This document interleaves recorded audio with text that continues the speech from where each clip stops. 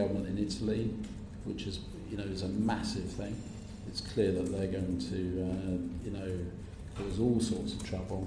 And I think we're seeing Eurosceptic vote is rising in countries, not falling.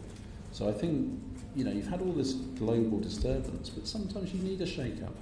Mm-hmm. And you're not actively involved in any of those campaigns? No, not today. Right. A lot of the questions I was going to ask have indeed been covered, but I'd like to move on to big scary Russia, if I may. Yes. Clearly, I get the point that, if the Russian ambassador says come round and have a drink, well, you go. I understand that. But there are emails that were exchanged backwards and forwards. This relationship went on for quite some time. What were you hoping to gain? What were you going to get out of this? Well, I was hoping for a good lunch, and that's what I did gain from it. But if you... Many good lunches, or...? Oh, no, the first one was the best. Well, the first one was the best.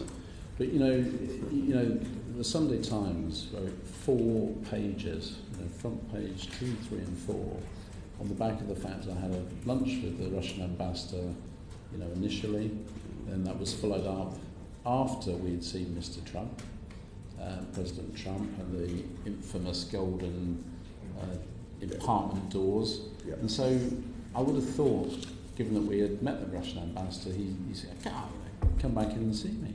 But was there any exchange of information on that, political information? What political information? Well, because it seems like an ideal opportunity, doesn't it? Really? The only thing we gave in the second meeting was the telephone numbers telephone number of the transition team, as the Russians wanted to get hold of the transition team.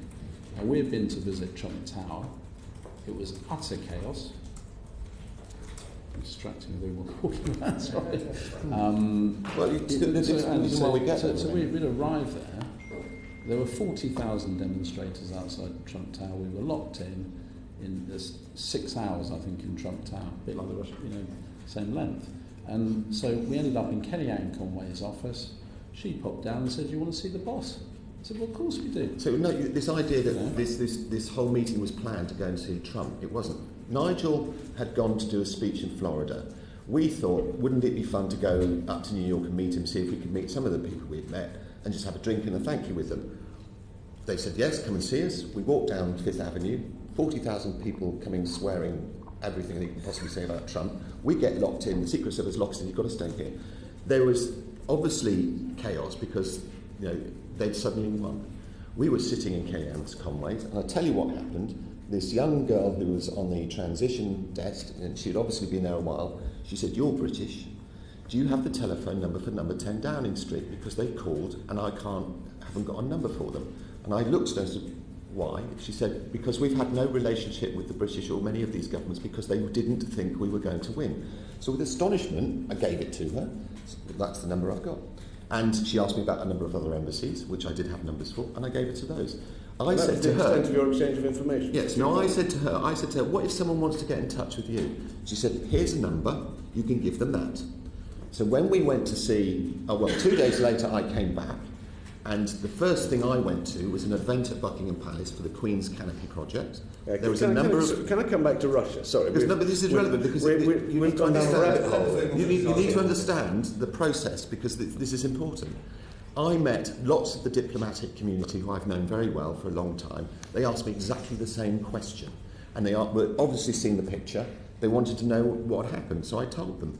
And then, without exception, every single one, how do we get in touch with the Trump transition team? Because our government has done no preparatory work for him becoming president. That's how shocking. They weren't prepared for him. So I said, this is the number I've got. So then when we went to see the Russian ambassador, and he couldn't believe Trump had won, he was very explicit. He said, like everyone else, we have done no preparatory work. We didn't think he was going to win, and we do not even know how to get in touch with him. Do you have a number? And I said, just so happens, yes, I do. And so I gave him the number, and he disappeared, and he said, can I pass this back? And I said, well, of course. He disappeared for about 10 minutes, wasn't it?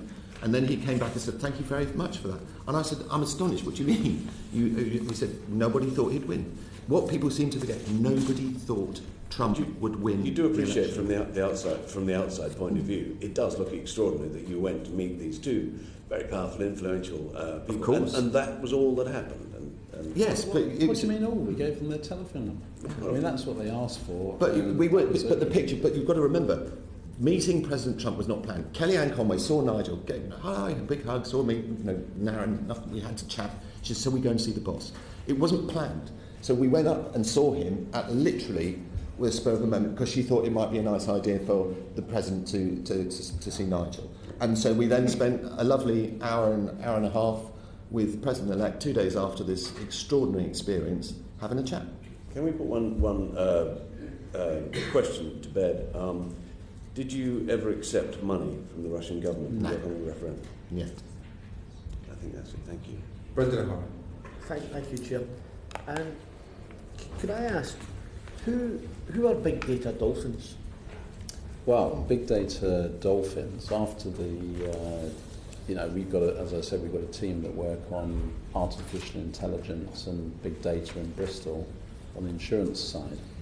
So effectively what happened was that, I think it was when we met the governor of Mississippi. So we had met the governor of Mississippi, which was at the Republican National Convention.